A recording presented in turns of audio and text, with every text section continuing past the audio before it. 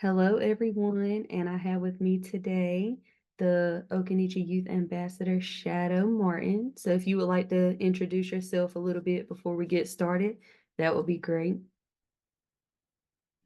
Hey there, my name is Shadow Martin, Makuta Minchin. Um, I'm 26 years old, and this is I'm the first ambassador of my tribe, so it's pretty exciting to kind of test out the waters and get everything going. Yeah. Yeah, and it's an awesome thing to be able to say that you're like the inaugural ambassador. So, you're kind of setting the tone and making that space for other people to step into. So, I admire you for that. And also, thank you for your service to your community. And that actually leads into the first question. What do you feel represents your Occaneechi identity and community?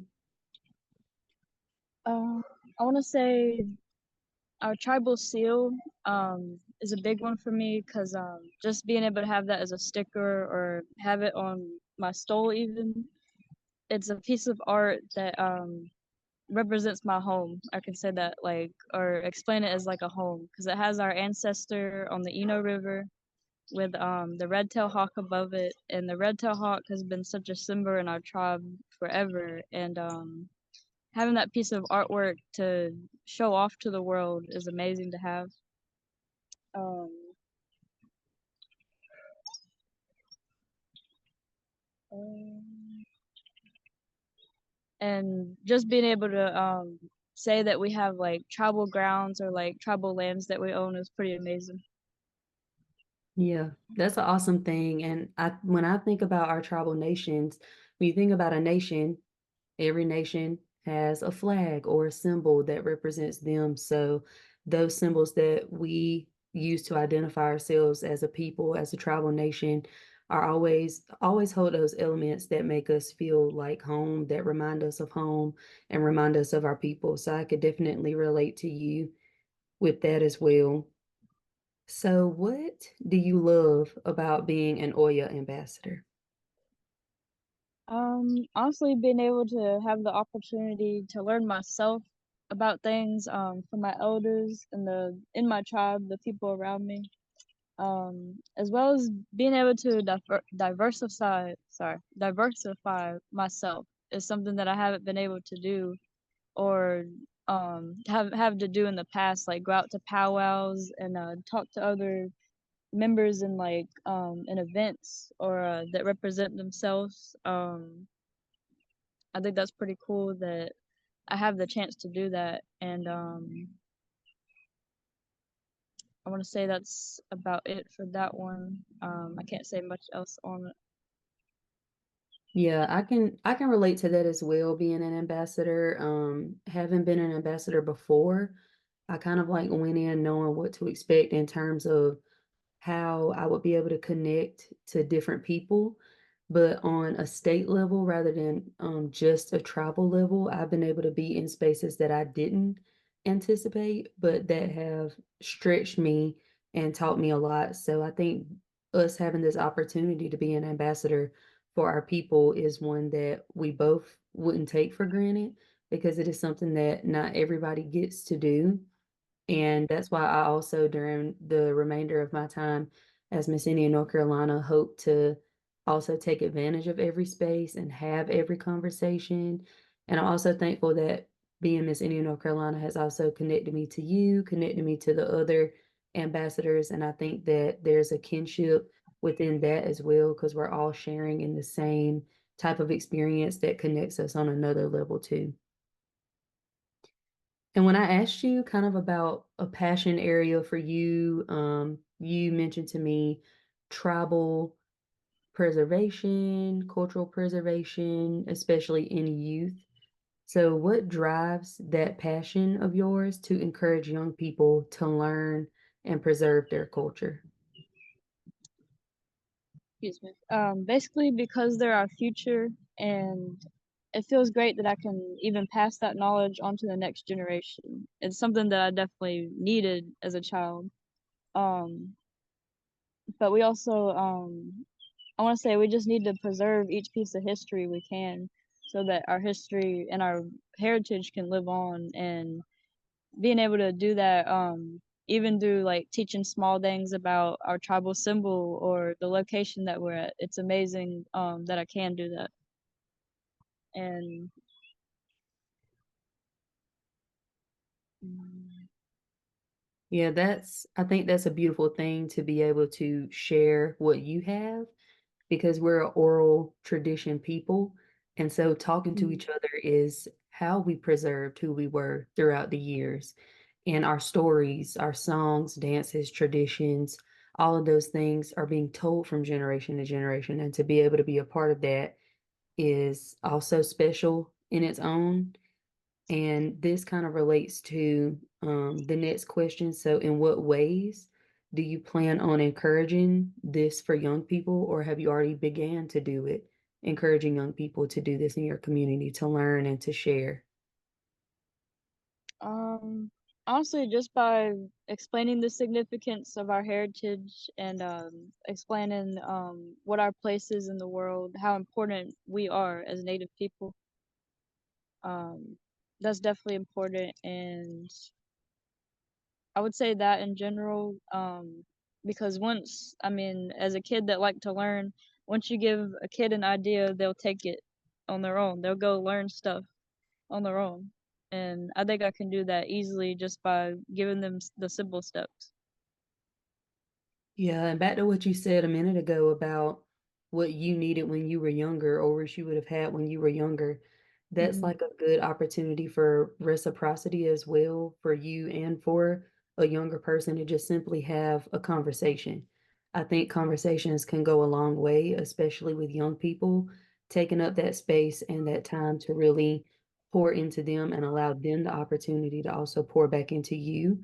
Because one thing I've really been thinking about over the past couple of years is just how when we say reciprocity, that also includes intergenerational learning and how we have to pour whatever we can into our young people so that it can continue on, but also giving our young people the space to pour back into us because they also have wisdom. They also have knowledge and a skill set that we might not have, and we can learn from each other. So I really appreciate you having the passion for doing this, especially as an ambassador and as the first ambassador for your people. And still on the topic of like your younger self and younger people, what would be your advice to young people that want to get connected to culture?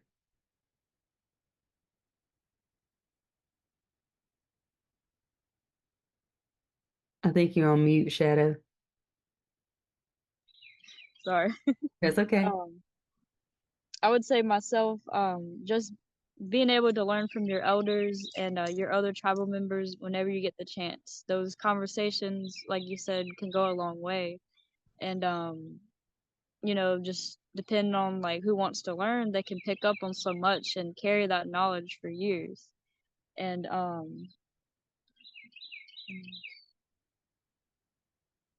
sorry. It's okay.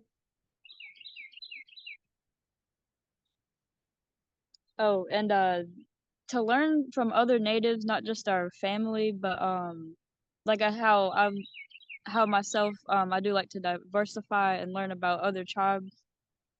I think that we need that to learn about being indigenous in general because kids will get like a better idea from natives. Like the history books and articles online really aren't that accurate, and to be able to learn from your own people is amazing within itself.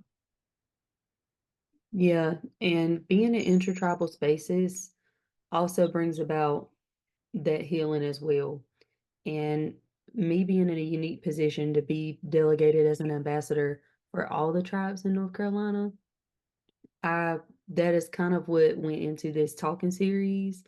In a way, I wanted to make sure that as an ambassador, I would be a good reflection of the communities that I represented. And in that, I was just thinking, how can I better learn about the communities that I represent and also just connect to? Because I think it's one thing to learn like facts A, B, C, and D, and another thing to learn those things and also hear from someone of that community about their experience, about their tribal space, the things that they do, how they govern themselves, and things like that. And so, with this talking series, I wanted to connect with ambassadors from each tribal community to be able to kind of hear firsthand experience. And who better to teach about that community than someone who's a part of that community? So, I definitely can relate to what you just said about intertribal spaces because that's kind of where I'm being stretched and challenged to grow. Mhm. And I really have appreciated getting to know people from so many different tribes and communities and seeing how, yes, we're not a monolith. We all have different cultures within each tribe, but Yeah. the things that are shared kind of make you feel more in community when you're in different spaces. I think that just makes your world a little bit bigger when you go beyond your own community. So I really can't appreciate that. I would like to say with that too, that's why I love the internet in a way because a lot of natives, they've been able to put themselves out there because of TikTok or Instagram. People that you never would have known existed, but do because of social media and things like reservation dogs or native memes is something that every tribe can connect with. And I think that's something that my generation and the next generation will keep doing. Like that's something that the youth does need to continue. Yeah, that was really beautiful thing what you said, bringing in media too. I feel like we can't have discussions about young people and the younger generation without talking about how we're in this age of media. So I'm really glad that you brought that up because I remember how I felt watching Reservation Dogs. And even though Oh I'm yeah. not from Oklahoma, I still felt Mhm. very connected to what was being said because just Native experience in general is Native experience in general. So I really And you do never get appreciate yeah. you bringing that up. Swear. Mhm. Yeah, and you never get to see that on TV, so it's just it's something you can connect with. Like, hey, did you see that episode? Yeah, did you? It's nice to have. Yeah. What is, and you might have already touched on this, but you can feel free to say more. What is a word of advice that you needed to hear as a young person trying to preserve culture? This could be like a piece of advice that you needed to hear before you really got connected and kind of understood what culture was, or you can be kind of at this present moment as a young person. I would say definitely asking more questions about the culture. I would say that to most kids, just be more curious. Ask all the questions that you can, you know, and pay attention to the way different people approach being indigenous. Not because everyone has their a selective opinion on it, and kids are impressionable. So as a kid, for me growing up in the South, it's like I heard certain things and didn't question it. I don't like a spirit animal, for example. That's something that I had to teach myself that didn't actually exist. But everybody else I grew up around, oh, you're native, you must have a spirit animal. It was something that they automatically assumed, so I started assuming it. I didn't really have resources to learn until I was a teenager, and I realized that that stuff is not native at all. But um, how one of okay, getting back to being impressionable, I should have had like better resources for that because I was going around saying that I was misrepresenting myself at that point. So being able to know the right stuff is definitely key. Yeah, and I think also touching on what you just said, it's important as young people to give yourself grace if you don't have access to that in the moment. Mhm. Um, like historically with settler colonialism and different things like that, we have been separated from a lot of our knowledge, a lot of our teachings, our languages, and all sorts of things. So us trying to relearn and to wake those sleeping traditions up or wake that sleeping information up, I think it's important in the process of that to give ourselves grace. So maybe as a young person, that may have been a way that you felt seen and represented, and extend yourself grace for then learning later on. I think that like we never stop learning no Mhm. matter how old we are. I know that I'm still learning new things about what it means to be Halawa. I'm learning new things about Native history in general, whether it be on this side of the US or the other side. So I think just entertaining always that curiosity that you were talking about is so important to do. And me being a teacher, I'm kind of like already in that mindset of, okay, what Mhm. questions am I going to ask? What questions might they ask? And so I'm all about really exploring anything that you don't know about because that is how ultimately how you learn. Definitely. So who are some of the leaders in your life who inspired and influenced this passion for you? Um, I would like to say as a kid, my childhood was a bit complicated, so when I did see my dad, he wouldn't talk about the culture as much, but we also thought that we were Cherokee for a while, so it was a bit complicated, but the stuff that he did have or teach me about, I did hold on to, and oh, hold on a minute, I'm sorry. That's And okay. I'm glad that he did teach me some stuff as a kid, but coming back into it as an adult and teaching myself stuff, um, getting to know my tribal members. I want to say Vicky Jeffries, my tribal treasury. She's helped me a lot. Just being that elder that I was looking for as a kid, I was able to, like kind of question her on things like, hey, what is this? What is that? And it was an exciting moment. So, she inspired me to apply for the OWA position, and as well as my other tribal members, it got me excited that I could be a part of that to help us out like as a family, it feels like. And yeah, basically them and yeah.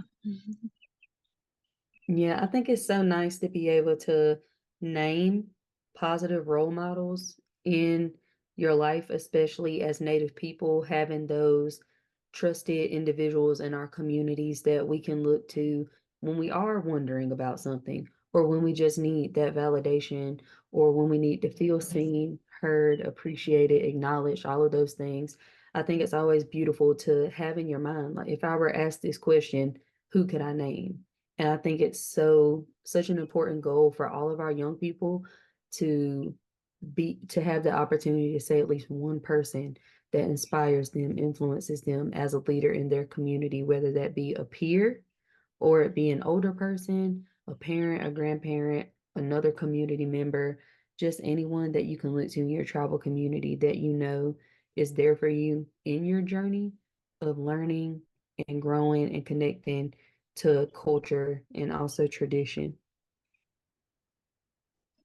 So this is more of like a fun question for you. And I know that you have not been in this position for as long as other people might have. So I'll give you the opportunity. What has been your favorite memory that you have made so far? And then also you could describe maybe something that you're looking forward to during your year. So your favorite memory and then something that you're looking forward to as an ambassador.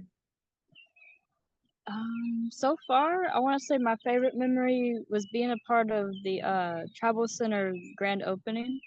We had ours remodeled recently, and it was cool to be able to show people around and be like, hey, like I'm part of this. Um, that was pretty cool. Um, I want to say something I look forward to is our powwow. Because I actually wanted to help set up in the past or be a part of it, but I didn't know how at the time. But now that I'm like more integrated, it feels just like an honorable opportunity to be like, oh my goodness, like I'm setting up for the powwow. I'm not just part of the tribe. I'm like putting work into it, if that makes sense. I'm not just like a member. I'm like I'm making my own history. I can say that much. Yeah, and that's beautiful, honestly. I was not Thank able to you. go to the grand opening or reopening of y'all's newly remodeled facilities, Hmm. but my mom and my sister were able to go and they really enjoyed it. They we always have a good time when we go to spend time with y'all. And they came home just talking about how nice it was. So I'm really glad that that was a nice event for y'all. And I just hate that I had to miss it. But I do plan on coming to the powwow, and I'm very excited about that as well. And also excited for you to be able to step into a new role in the community. Like you were saying, you didn't know how to get involved, and now you do. That could be such an awesome opportunity for you to feel, like you said, a part of that, because powwows do become a part of our tribal histories. Yeah, And you being able to say, like, oh, I volunteered that year at our powwow, you feel like you're giving back to your community. And you could also be the bridge between the powwow committee or whoever's in charge of y'all's powwow and young people who may want to volunteer, who are in your kind of in the shoes you were in, who didn't know how to get involved. You could be that bridge for them, which I also think is great to be able to say, like, I didn't know how to get involved. Now I do, I'm doing it. But on the other side, I'm also bringing in these young people who are in the same situation that I was in. for sure. And then my last question to kind of tie this back in, another reason other than trying to connect to different tribal communities and also give ambassadors a platform to really dive deeper into their passions. Um, I know that at different powwows and different events, we'll get the mic to introduce ourselves. We might say a little blurb about our platforms or what we're passionate about, where we're coming from, but I really wanted to give space and opportunity for ambassadors to dive deeper and really say why that is their passion. Where did that come from? To talk about their community, to really give a wider platform and spotlight to the people who we're going to be seeing everywhere, who are our delegates, who are the ones who are going places to represent our tribal communities. And with those aside, the other part of this was relating back to my platform, which is titled Look Within the Power We Hold. And it's more like an empowerment platform where I want to remind all of our Native communities, our tribal nations in this state, that we define ourselves, we govern ourselves, we are self-determined, and we are ultimately the ones who hold the power in our own stories and in our own narratives and our own lives. And with that, the last question kind of ties back into all the things that you just shared about your community and about your passion and your story, relating it to the empowerment aspect of, well, how do you define yourself? So a huge part of my platform is to empower the Native people of North Carolina to remember that we are the only ones with the power to define what it means to be Indigenous. So the last question to finish us out, how do you define being Native? I would say personally, living for your ancestors, doing what they weren't able to do, is already an honor, like that I exist in my position, or I mean position as a human being. And um learn as much as you can and just let the world know who you are. And it's kind of the symbolism I got from the TikToks or the Instagram videos of these natives from like the West sharing their stuff. Me being able to see it in the East, I just thought like, wow, somebody could be watching this in China or Saudi Arabia. Like, people could be learning about us from across the world. And I want more natives to be inspired to teach the world about who they are or who we are as natives. Like, hey, we're here, we exist. And it just makes me proud that we can say that we're native. Yep. Excuse me. That's a beautiful definition. And I know that that could be, oh my gosh, my throat is closing up. I understand all that talking. Your answer was just that powerful for me. Oh, But thank you. um, I really loved that definition. And the reason that I'm asking this question at the end of every talking series episode that I'm doing with ambassadors is because of the versatility and the range that you can get from a question like that. I know, how do you define being native? That can be a daunting question. it can feel very big to answer. It may feel Yeah. like you don't have an answer for that because it's kind of just something that is, something that you are, something that you do. So Mhm. I really appreciate all that you just said because it's kind of like there is no right answer.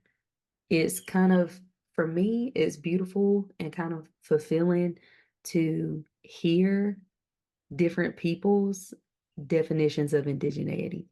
And I think that's what makes us beautiful as Indigenous people is that it doesn't have to be one set thing. We don't have to check these boxes of X, Y, and Z. And one thing that I really feel like I'm taking away from what you just said was living for the people that came before us who couldn't do what we're having the opportunity to do today.